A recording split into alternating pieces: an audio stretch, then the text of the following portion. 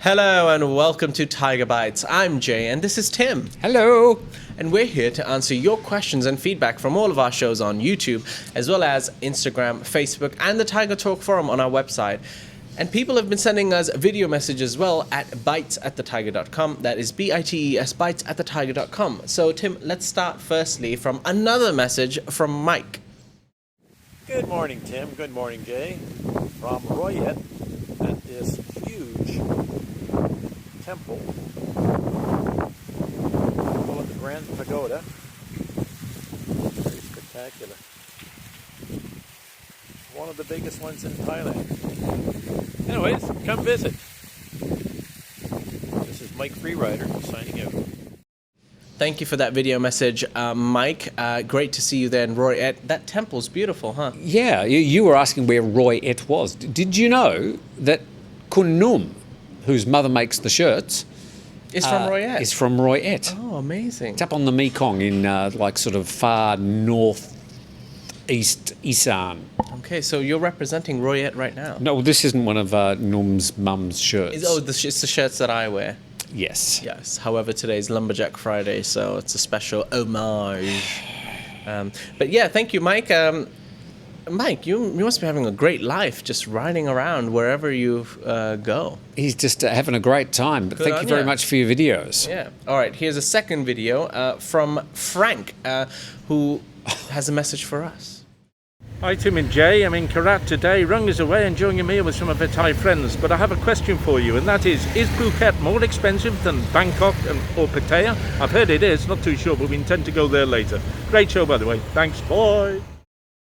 So, well, firstly, well done, Rung, for getting rid of Frank for a few hours. Secondly, to your question, is Phuket more expensive than, what was it, Bangkok and Pattaya. Yeah. Look, it depends very much on where you live in Phuket.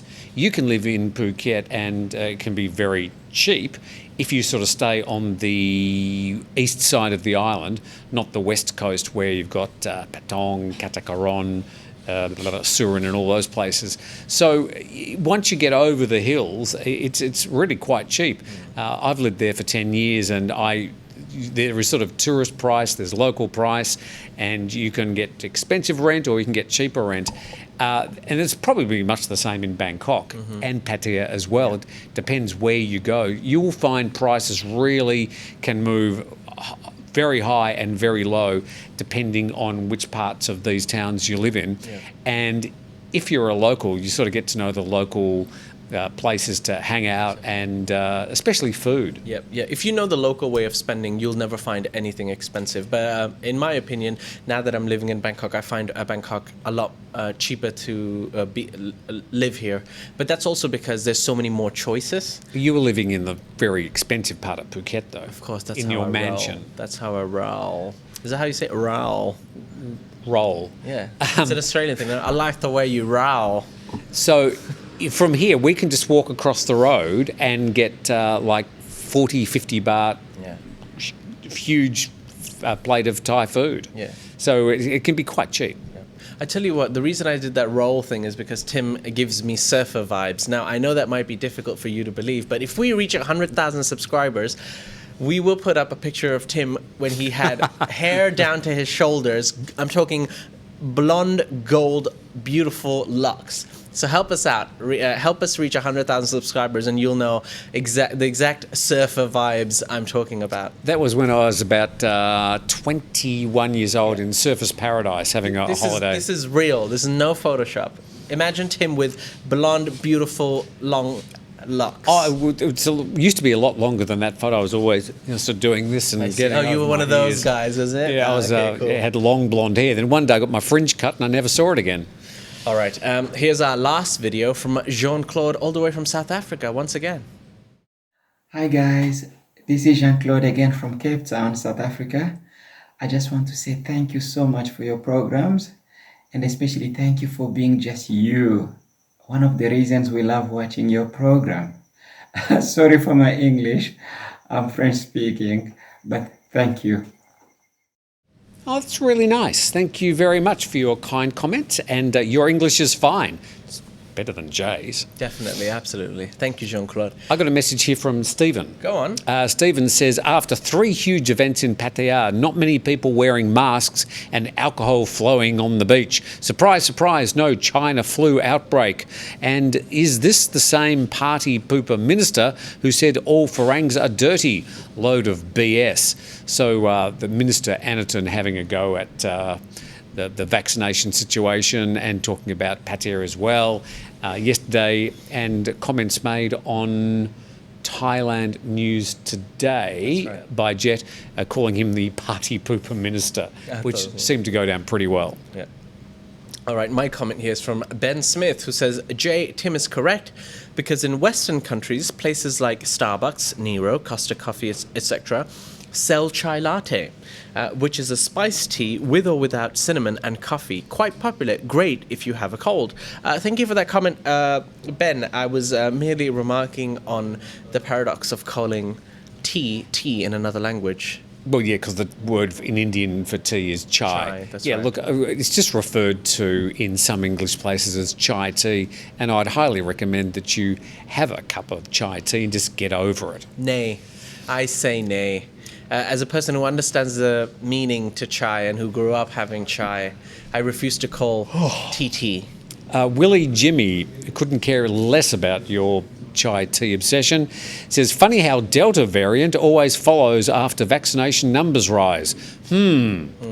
I'm not sure how you figured that one out, Willie Jimmy, but more chai tea for you. Right, talking about chai tea, Aussie666 gives us a definition for Thailand. Now he says, I thought Thai for tea is cha, not chai, and so does Google Translate. Aussie, you're right. We were merely talking about the drink that you can buy in Starbucks. They call it chai tea latte, which is essentially calling it tea latte. However, yeah, the Thai word for tea is cha, which I believe comes from China. It's originally a Chinese word. The Chinese call it cha. But yes, have you ever had some cha? Cha nom yen? I used to Cha dam love yen. chai tea. There were different ways that you could blend it, but these days you can sort of get powdered versions. They've got lots of sugar in them and they're ghastly. But Thai tea, I mean, That orange stuff. Cha nom yen, yeah, so it's glorious. That orange, Glorious. it's infused with nuclear waste. It glows in the dark. You get bright a crazy orange. sugar rush. You just want to punch an elephant after that. Jay Galt says, herd obedience is the real goal. Mission accomplished. One of these people who thinks that COVID-19 is nothing about a disease. It's about, herd obedience, about New World Orders and stuff. More chai tea for you too. Michael D said, are deaths surging? Are hospitals being overrun? Infections are important, but they don't tell the whole story. Patiently waiting for the bars to fully open. Well, at one stage, I mean, in Thailand, deaths were surging and hospitals were being overrun. Luckily, we've passed that situation and things are definitely improving. I'd say they've sort of levelled out, flatlined a bit. We're not seeing more of a drop. And a lot of people are thinking that in the next couple of weeks, we're going to see the numbers start to creep up again, as they have been in Phuket over the past 2 or 3 weeks. As we sort of open up to more general travel in the country. So, we hope that what you're saying, Michael, is right. But, of course, the number of infections is just one of the parameters to measure how you're coping with COVID. All right, I've got a comment here from My Life in Thailand who says, Thai comedy is crapstick, and I hate all those annoying sound bells you would associate with children's programs. So, like we were talking about, I was saying that it's slapstick. I believe My Life in Thailand hates those sounds.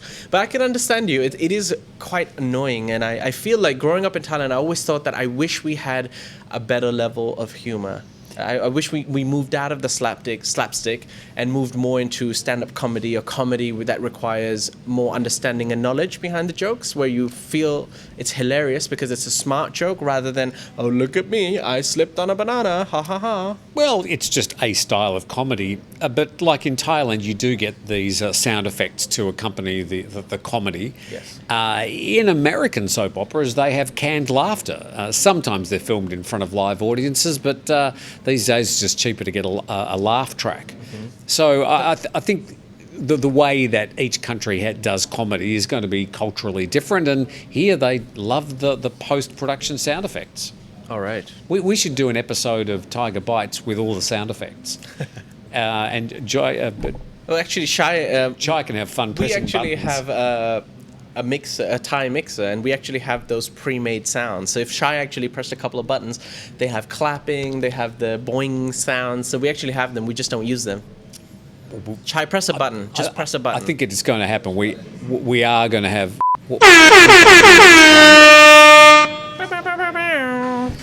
All right. Jan Bergstrom is making a political comment here on the day that is for some of our American viewers still Thanksgiving Day. He says if Thailand had oil, it would have been invaded by the US long ago to save democracy. Thailand doesn't have large oil reserves, but it does have quite a bit of oil in the Gulf of Thailand. Yep. All right, my last comment for today is slightly critical from Ed Duffy, who says, nobody ready to explain what Thanksgiving was about, even the American. I guess that's a sign of what is happening in American education. I feel like this is such a grandpa joke. You know, I felt like growing up, every time I didn't know something, the education these days, kids these days, they don't know nothing about. Look, Ed Duffy, I get your point, but if you just Google, if you want to find the definition of Thanksgiving, you can Google it. However, the point I believe especially me, I was trying to make was that Thanksgiving is not as popular in Thailand.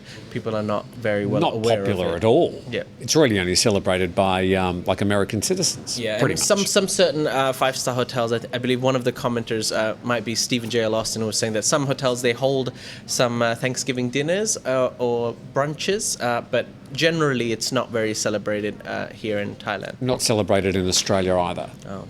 Sabil 44 says, as most of your viewers are probably outside Thailand, do you think when you talk about Thai provinces you can say which includes, because most of us have absolutely no idea where these provinces actually are and if they contain any places of significance to tourists.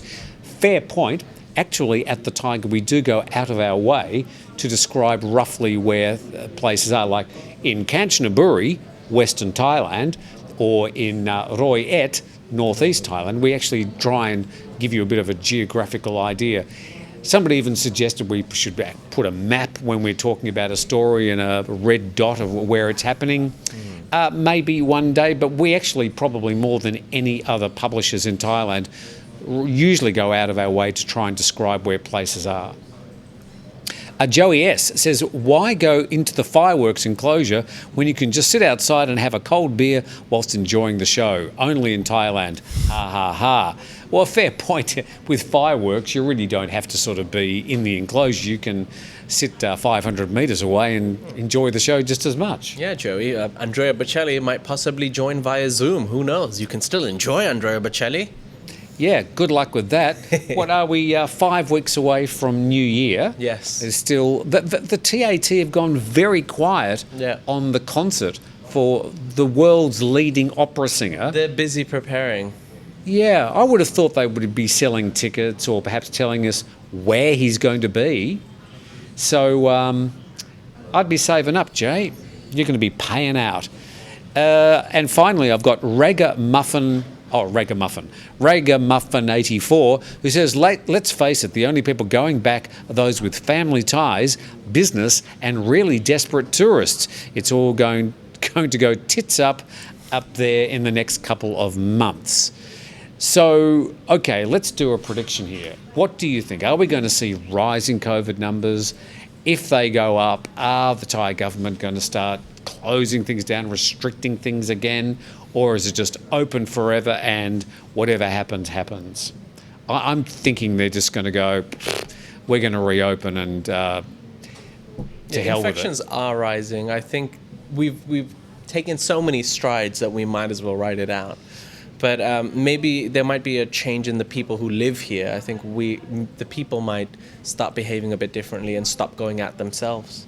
Yes, whether your definition of tits up may be different from other people's, but I think we're not out of this COVID mess yet, and probably most of next year there's going to be surges and drops, and we have to find a way to live with it. Well, that's the prevailing. The situation is now that the genie's out of the bottle, and now we can't get it back in the bottle. I mean, things like SARS and MERS were contained, and they sort of faded away.